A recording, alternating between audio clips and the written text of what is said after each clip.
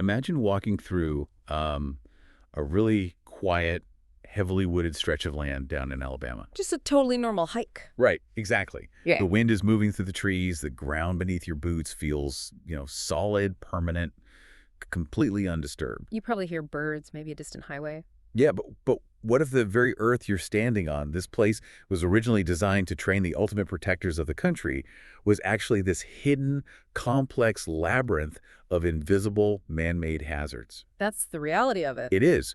What happens when the legacy of a nation's defense strategy leaves an environmental footprint that's so toxic and so deeply woven into the local geology that it becomes practically impossible to untangle? Well, it presents us with a really profound historical and scientific paradox. The specific locations that the military designated to prepare personnel for the absolute worst-case scenarios. For really dark stuff. Exactly. The unimaginable horrors of chemical, biological, and nuclear warfare. Those exact places ended up becoming, over decades, severe environmental casualties themselves. The training ground literally became the hazard. It did. Welcome to today's deep dive. We're speaking directly to you, the listener who really wants to go well beyond the surface level headlines. If you want to understand the actual granular mechanics of history, chemistry, and environmental science, you are in the right place. Absolutely. Because our mission today is to conduct an objective, strictly analytical, and highly data-driven investigation into the recorded timeline of hazardous substances at Fort McClellan. And, of course, how that interacts with the neighboring Anniston Army Depot. We're going to be looking at the raw facts. Right. The soil sample data, the declassified historical records, just to piece together a story that is incredibly fascinating and honestly more than a little sobering. And to do this properly, to really get into the weeds, we've pulled together a pretty dense stack of official source materials. A very heavy stack. Yeah. We're relying on military environmental baseline surveys. You'll often hear these referred to as EBS reports within the Department of Defense. They're basically comprehensive physical checkups for specific parcels of land. Like a physical at the doctor, but for a whole military base. Precisely. We are also examining an official health consultation report published by the Agency for Toxic Substances and Disease Registry, the ATSDR. And the geology stuff too, right? Yes. To understand the geology and the really long-term chemical impact, we're pulling crucial data from a massive 2005 National Academy of Medicine report. That one is titled Contaminants in the Subsurface. Good title. Tells you exactly what you're getting. It really does. And finally, we're looking at historical records and issue briefs compiled by the DAV, specifically regarding a highly controversial 1953 military event known as Operation Top Hat. Operation Top Hat, which we will absolutely get into because it is wild. But first, let's set the stage so you have a clear geographical and historical picture of where we are. Good idea. So, we're in the city of Anniston, Alabama, focusing primarily on Fort McClellan. This site actually became an official United States Army installation way back in 1917. Right, during the buildup to World War I. Exactly. But its true identity, the one that really matters for our investigation today, that was forged immediately after World War II. From the post-war era, right up until the base was officially closed in 1999, Fort McClellan was the premier home to the Chemical Corps and the Chemical Weapons School for the U.S. Army. It was the absolute epicenter for chemical warfare training. And later on, in 1962, the military actually added the Biological Radiological Agency to the installation. Wow. So when you look at the timeline, you have decades where this specific patch of Earth in Alabama was the premier training ground for the most hazardous, lethal combat scenarios imaginable. Which means, they weren't just out there practicing marching drills. They were handling the most dangerous substances on the planet. Day in and day out. And that decades-long operational history, it creates this highly complex environmental baseline. I mean, when I was looking through that 2005 National Academy of Medicine report you brought in, the subsurface contaminants, the scope of what was left behind is honestly hard to wrap your head around. It's staggering. It officially recognizes that both the groundwater and the soil across Fort McClellan were heavily contaminated. But what really stood out to me was the sheer volume of disposal locations. They identified 67 different disposal sites across the base. You really have to think about that number. Hmm. 67 distinct locations. Yeah. These aren't just minor spills from a leaky truck. A disposal site in this context could be an unlined trench where materials were buried. It could be a burn pit or a designated dump for spent munitions and chemical drums. Which points to a whole system. Exactly. It indicates a systemic, base-wide approach to managing hazardous waste over a period of decades. And the roster of toxins identified within these 67 sites is extensive. Extensive is a polite word for it. Reading the list is like looking at a chemical alphabet soup. The soil and groundwater contain volatile organic compounds, or VOCs. Right. They found trichloroethylene, commonly known as TCEs. There were polychlorinated biphenyls, or PCBs. Plus, they logged semi-volatile organic compounds, commercial pesticides, raw explosives, heavy metal. Specifically with a very high concentration of lead. Right, lead. Unexploded ordnance, actual radioactive sources, and non-stockpile chemical materials.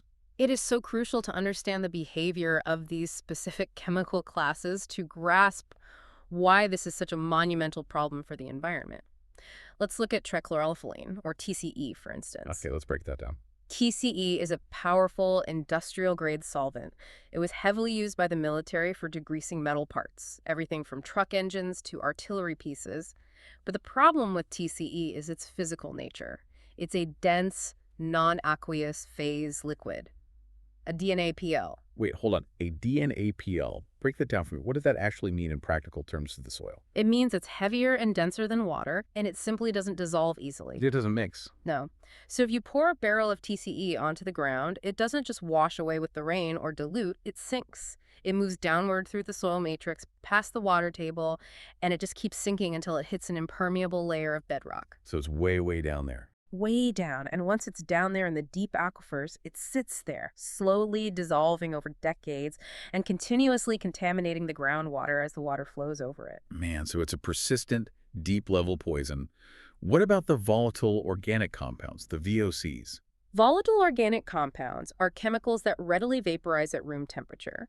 On the surface, they evaporate into the air pretty quickly, but when they're buried deeply underground or trapped in soil moisture, they can migrate unpredictably in a vapor phase through the soil itself. Just spreading invisibly underground. Exactly. And then you have the heavy metals, like the lead from the munitions. Heavy metals are elemental. They do not degrade. You cannot break lead down into a safer compound. It simply persists in the soil indefinitely unless it is physically dug up and removed. Okay, so you have 67 sites containing overlapping tangled mixtures of these highly persistent, highly mobile contaminants. Just trying to establish a clear baseline of what is in the ground becomes a massive scientific headache. A nearly impossible one. Right. But we can't just look at Fort McClellan in a vacuum, because it isn't an isolated island. Yeah. We have to look at the civilian overlap, because this blew my mind when I read it. The Monsanto connection. Yes. According to the DAV issue brief in our sources, from 1929 all the way to 1971, there was a Monsanto chemical plant operating just south of the base, right there in Anniston. This is such a critical piece of the environmental puzzle for this specific region. For over 4 decades, this civilian plant was heavily engaged in manufacturing chemicals. And during that prolonged industrial process, airborne polychlorinated biphenyls, PCBs, were released from the plant and entered the surrounding environment. So the local civilian community and the adjacent military base were subjected to decades of prolonged exposure to these airborne toxins, just from living and breathing in the area. Yes. The fallout from that civilian operation was massive. We are talking about a community-wide exposure event. It ultimately culminated in a 2003 class action lawsuit. A huge one.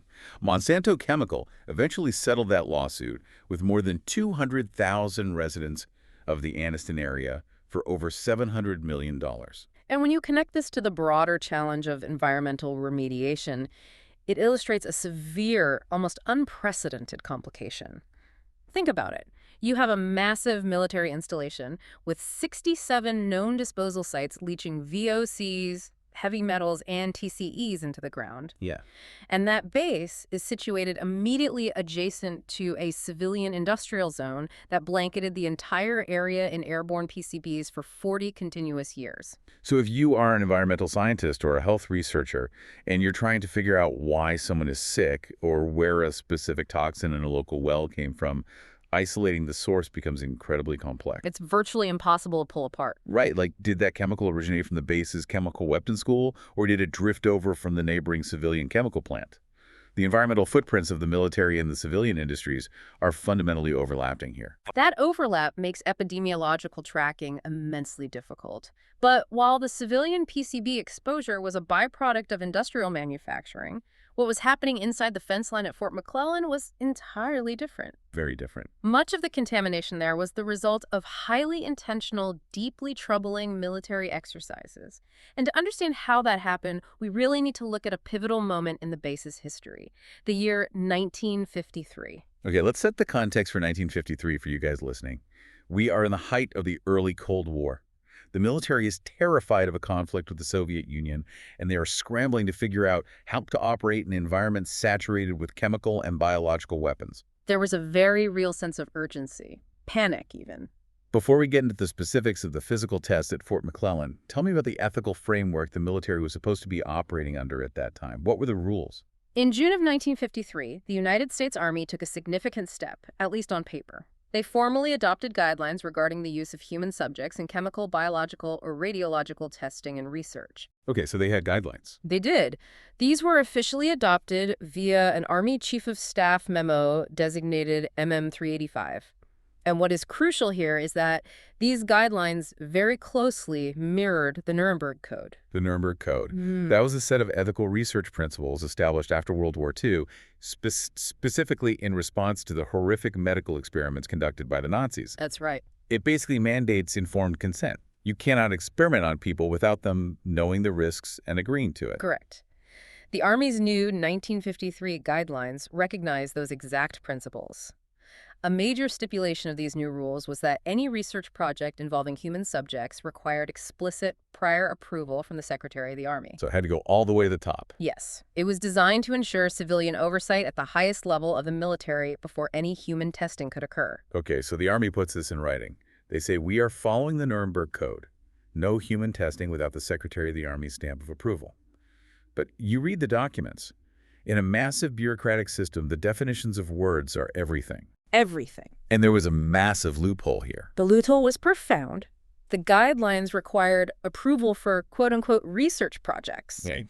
However, the document never actually provided a concrete definition of what types of military experiments or tests constituted a research project. This ambiguity didn't seem accidental in practice. It created an environment that encouraged what historians and investigators now term selective compliance. Selective compliance.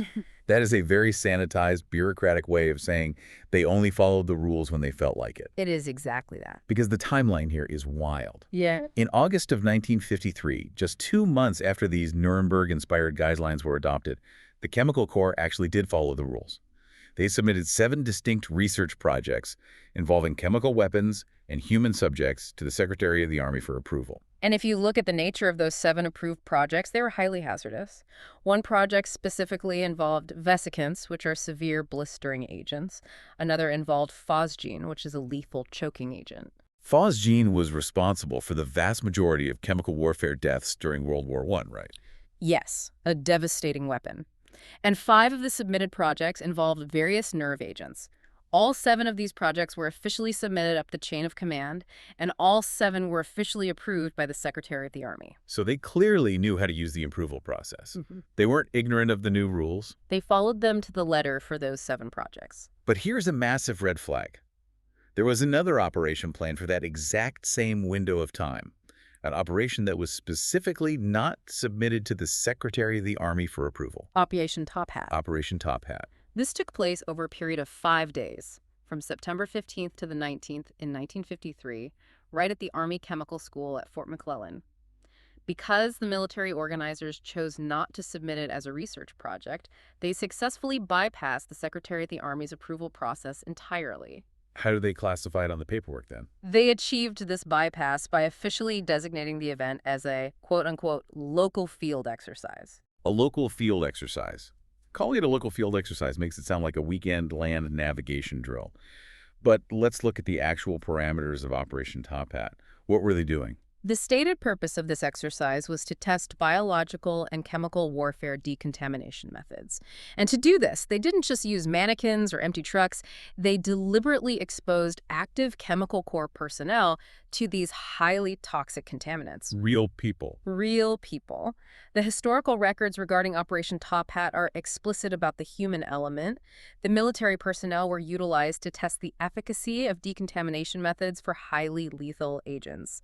The documents specifically name sulfur mustard, which is a devastating blister agent, and nerve agents. And this brings us back to the consent issue. Yes. The most critical detail, especially when viewed against the backdrop of the Nuremberg Code guidelines adopted just 3 months prior, is the issue of consent.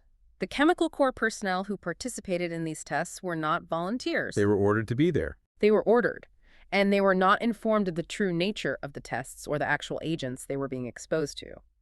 Put yourself in the boots of a soldier in 1953. You're assigned to the Chemical Corps. Your commanding officer orders you to gear up and participate in a local field exercise.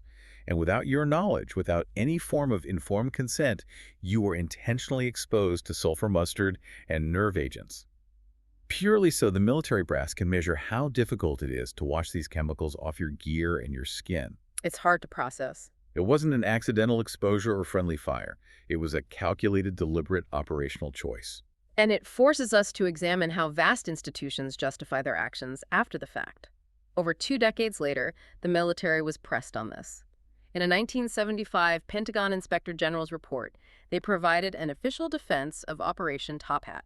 What could the defense possibly be? They formally maintained that the operation was never subject to the 1953 guidelines requiring secretary approval. Their reasoning was that it was a quote-unquote line-of-duty exercise for the Chemical Corps. Bureaucratic gymnastics at its absolute peak.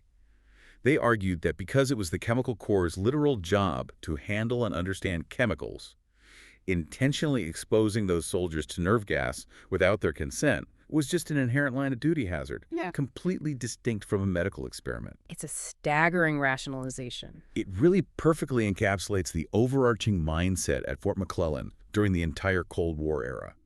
The urgency of the mission entirely superseded the preservation of the local environment, and it superseded the individual soldier's right to know what they were being forced to breathe in. That exact mindset, the normalization of extreme hazard for the sake of readiness, is what led to the construction of the chemical obstacle course. Let's talk about the obstacle course, Yeah. because this is where the environmental impact really scales up. Right. This course operated at Fort McClellan for years, from approximately 1955 to 1963.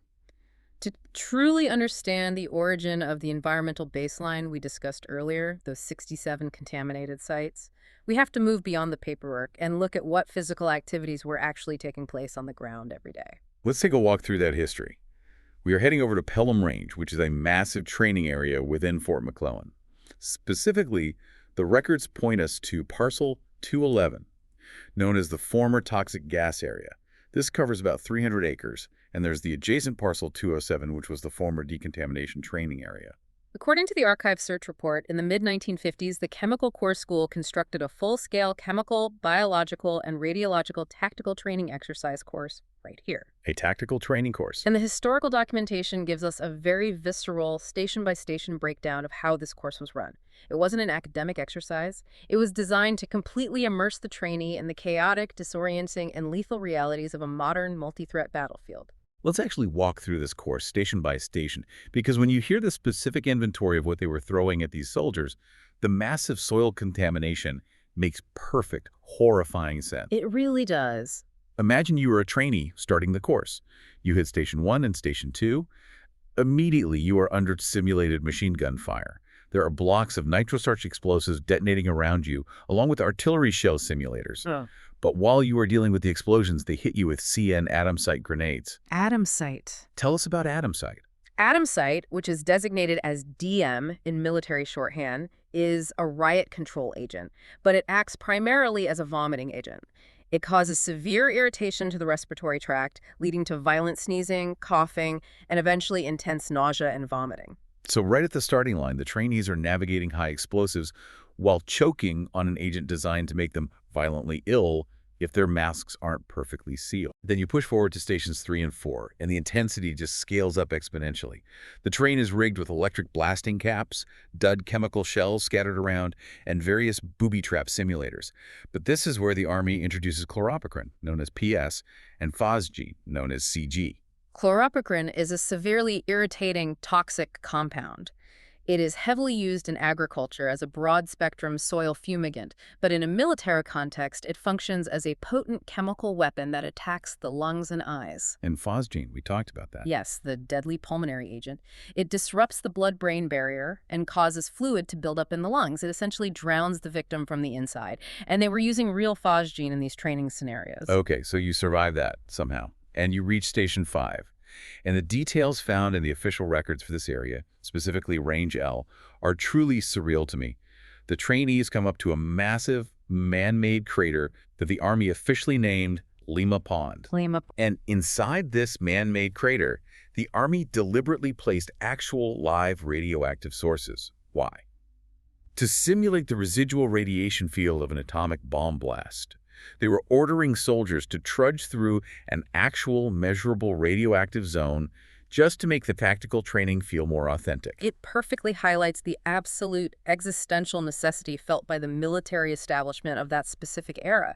They genuinely believed they had to prepare their personnel for a fully actualized apocalyptic battlefield. Because they thought it was coming tomorrow. Exactly. The threat of a combined chemical, biological, and nuclear war with the Soviet Union was not abstract. It was considered imminent. Therefore, the localized environmental degradation of a 300-acre training range in Alabama and the severe health risks to the trainees were viewed as an acceptable, perhaps even necessary, cost of national survival. That cost becomes even more terrifyingly apparent in the final stations. At Station 6, they moved beyond the vomiting and choking agents and introduced actual blistering agents. Trainees had to navigate through detonating cord, simulated armor-piercing landmines, and live active chemical agents. Specifically, molasses residuum mustard, known as MR, and distilled mustard, known as HD. Mustard gas is a cytotoxic and vesicant chemical warfare agent.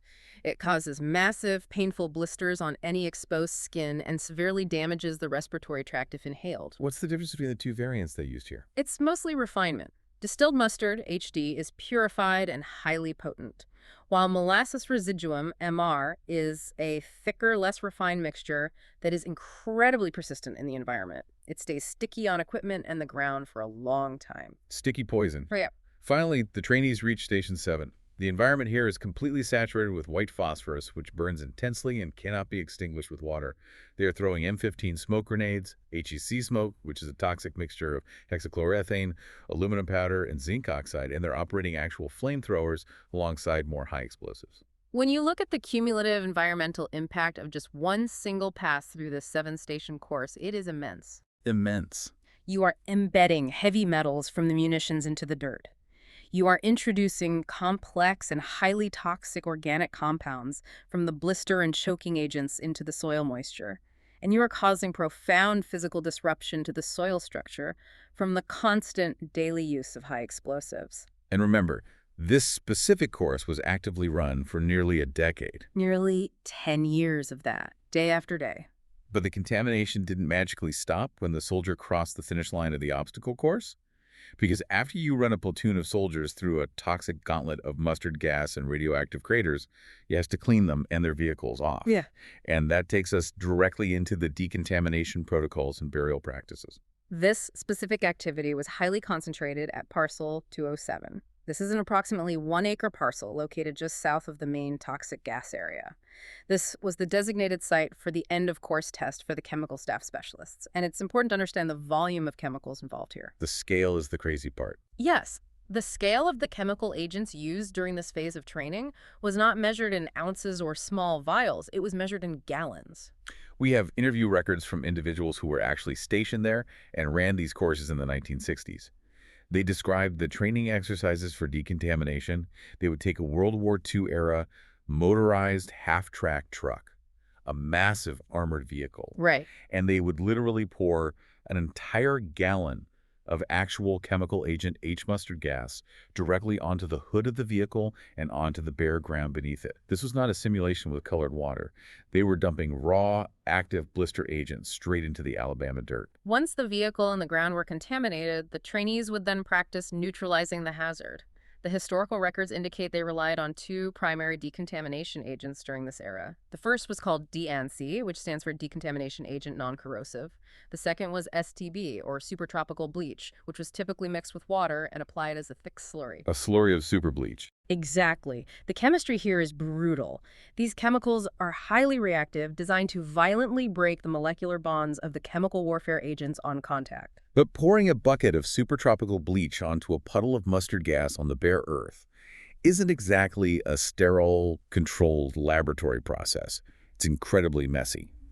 And this leads to a critical, catastrophic failure in the training protocol, the burial problem. This is a major factor for the modern site. Right, because what did the trainers do with the excess chemical agent that they didn't end up pouring on the half-tracks? They didn't carefully pack it up and ship it away. They buried it in the ground. The military standard operating procedure at the time stipulated that if chemical agents were to be buried, decontaminants must be applied to the agent to neutralize it within the trench. Must be applied. Must. However, subsequent official reports, including detailed reviews from the Center for Health Promotion and Preventive Medicine, or CHPPM, explicitly state that not all agent burials included the application of decontaminants. Let me make sure I understand the gravity of that.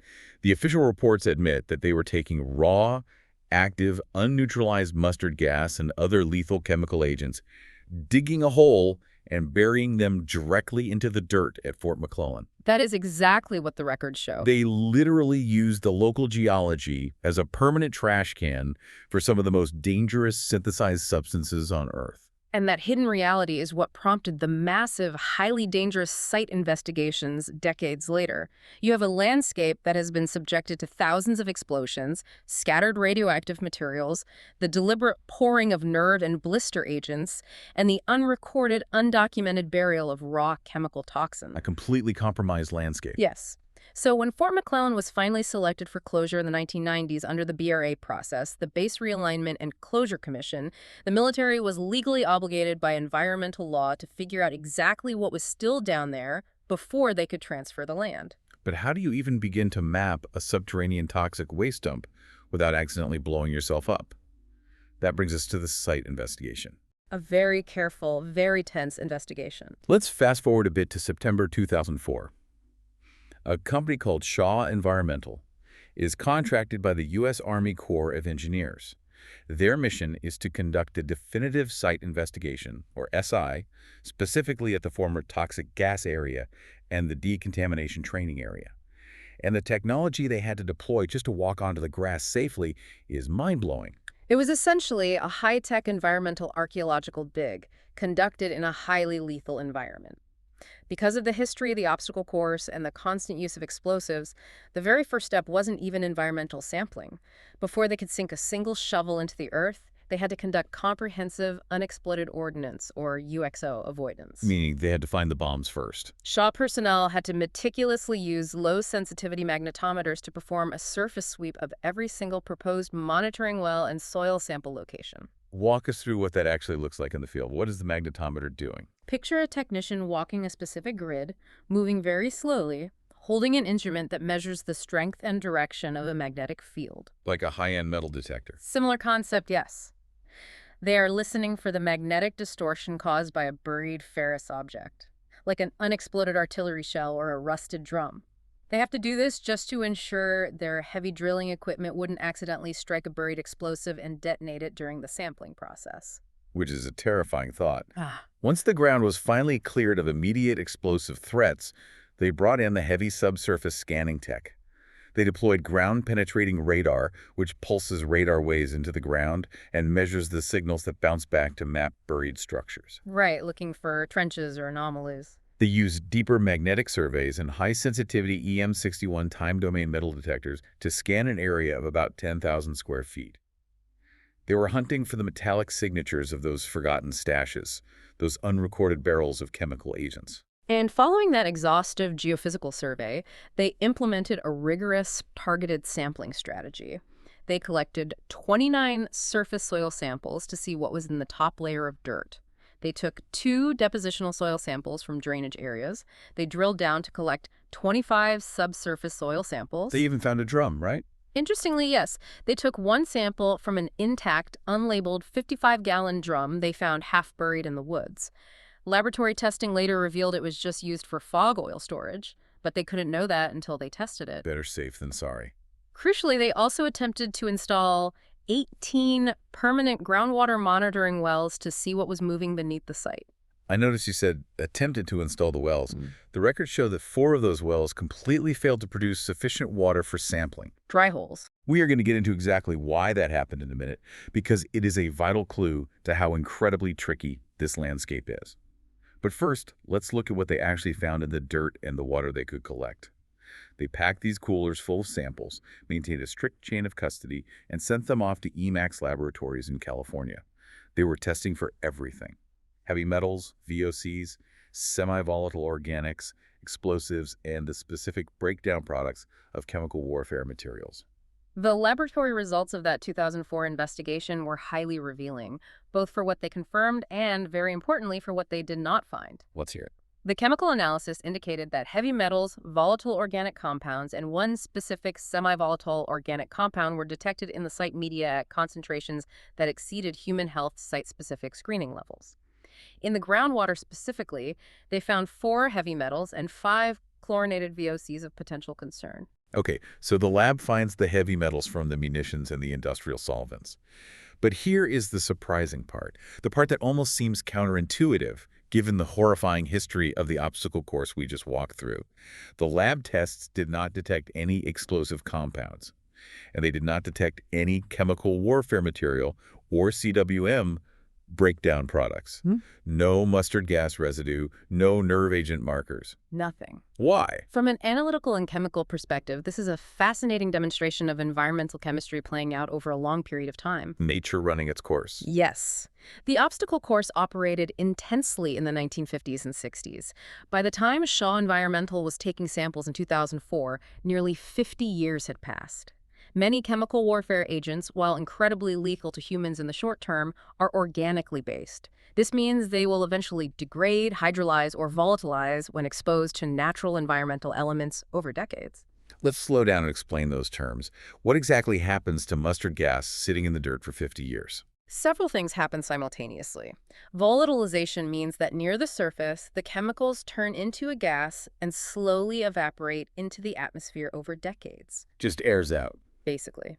Then there's hydrolysis, which is a chemical breakdown process. When the agent interacts with water in the soil, the water molecules essentially attack and break the chemical bonds of the mustard gas, converting it into less toxic, simpler compounds. Yeah. Furthermore, the intense heat, persistent moisture, and highly active microbial life inherent to Alabama soil act as a massive natural bioreactor. It slowly breaks down the complex organic molecules of the chemical weapons and even the explosive particulate. So nature eventually digests the chemical weapons. That's incredible. It is, but the heavy metals, the lead from the bullets, the zinc from the smoke grenades, those don't go anywhere. As you said earlier, a heavy metal is an element on the periodic table. It cannot break down into something simpler. It just sits there in the soil forever. And the chlorinated VOCs, like the trichloroethylene used for degreasing those half-tracks, those are incredibly stubborn too. Very stubborn. They don't break down easily in water, and they tend to sink deep into the groundwater. Which perfectly explains the empirical data from the 2004 survey. The ghosts of the chemical weapons had largely vanished from the immediate soil testing, broken down by time, water, and nature.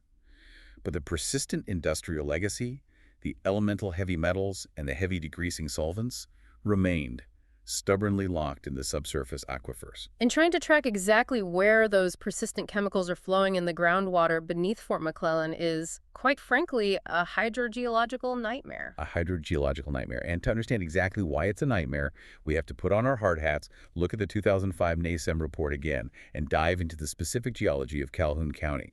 Because the dirt beneath Fort McClellan isn't just a simple flat sandbox where water flows downhill in a nice, straight, predictable line. Not at all. We are moving deeply into the realm of structural geology now. The expert report details that Fort McClellan sits directly within the Appalachian Fold and Thrust structural belt, specifically a region known as the Valley and Ridge Province. This is a region defined by intense, ancient tectonic activity that completely shattered and deformed the bedrock over millions of years. Let's translate this dense geological jargon into an analogy you can picture. Imagine taking a massive, multi-layered cake and then violently shoving it from one side with a bulldozer. Good analogy. The layers of the cake don't just compress neatly. They break apart, they slide over one another, they fold back on themselves, and they snap. That is exactly what tectonic plates did to the Earth's crust in this region. The specific geological formations beneath the base strongly reflect this highly complex history. As you drill down, you encounter the Rome Formation, which consists of variegated, thinly interbedded grayish red-purple mudstone, shale, and sandstone. Above that, interacting with it, is the Conasauga Formation, primarily composed of dark gray dolomite with minor shale. And interwoven with all of this is the shady dolomite, right? Yes, the shady dolomite, which is a highly porous, crystalline limestone that can hold a lot of water. But the real issue isn't just the types of rock. It's how they are arranged after being shoved by that tectonic bulldozer. The report frequently talks about imbricate thrust slices. Imbricate thrust slices. This happens when large, solid slabs of rock are violently pushed up and over one another, creating an imbricate stacking effect. It's like a shoved carpet that folds over itself again and again. You end up with older Cambrian-era rocks, physically thrust on top of younger Ordovician rocks, completely scrambling the normal geological order. The so what of this geology is absolutely critical for understanding why the contamination is so impossible to clean up. Because of this imbricate stacking and the tectonic folding, the subsurface is highly fractured. There are massive fault lines, tiny cleavage planes, and complex curving folds in the rock. It's all broken up.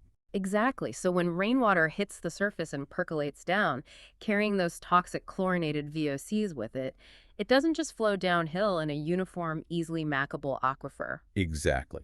The toxic water hits a heavily fractured layer of red-purple mudstone, zigs sharply to the left along a hidden fault line, drops straight down through a highly porous section of dolomite, and then flows backward against gravity along a structural fold due to pressure. It migrates completely unpredictably through these broken, scrambled bedrock interfaces. This specific geological reality completely confounds traditional environmental remediation strategies.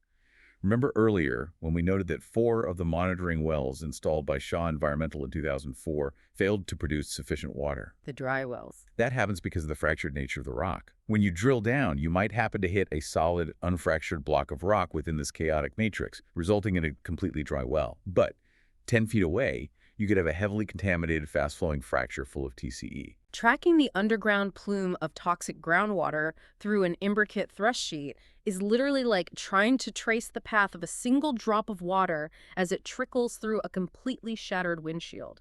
That's the perfect way to describe it. It makes cleaning it up, or even mapping it, almost impossible. You can spend millions of tax dollars sinking wells and completely miss the massive vein of poison flowing just inches away. It happens all the time in these formations. And that sheer unpredictability of the groundwater migration directly ties into our final, and perhaps most important piece of the puzzle: the human exposure pathways. Because it wasn't just the enlisted soldiers running through the chemical obstacle course who were at risk. If we return to the ATSDR health consultation, the petitioner for that report outlined a much broader, much more complex web of potential human exposure. The risk simply wasn't contained to the physical boundaries of Pelham Range or the toxic gas area. We have to look at the daily lives of the commuters and the transients. Think about the commuter soldiers. These are individuals who resided at Fort McClellan, living in the barracks, potentially drinking and showering in the water, drawn from those unpredictable, potentially contaminated local aquifers. Yes. But their actual duty station where they went to work every single day was the Anniston Army Depot, which is a completely separate facility with its own massive industrial and chemical footprint. Those specific soldiers were inadvertently carrying the environmental load of both military bases. Furthermore, the ATSDR report specifically highlights the transient soldier population. These were military personnel on authorized gate passes who frequently left the base to utilize the civilian areas of downtown Anniston. They were classified in the reports as commercial visitors. They were just living their lives going into town. They were utilizing public transportation venues like the local Amtrak and Greyhound bus stations and the Anniston Airport. They were spending hours in the indoor and outdoor movie theaters, the hotels, the local eateries, the auto dealerships, and the grocery stores. And think back to the first segment of our deep dive. What was hovering over that exact same civilian airspace in downtown Anniston from 1929 all the way to 1971. Decades of airborne PCBs emitted from the civilian Monsanto chemical plant. The synthesis of all these geographical and historical facts is highly critical.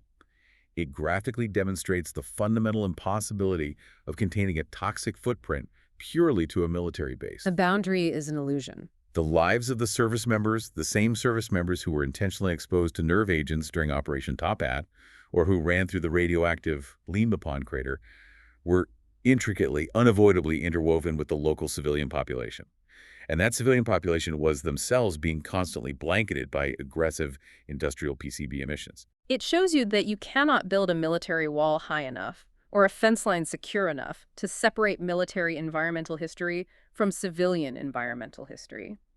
The soldiers and the civilians breathe the exact same air, they drive on the exact same streets, and ultimately they draw their drinking water from the exact same fractured, unpredictable subterranean rock formations.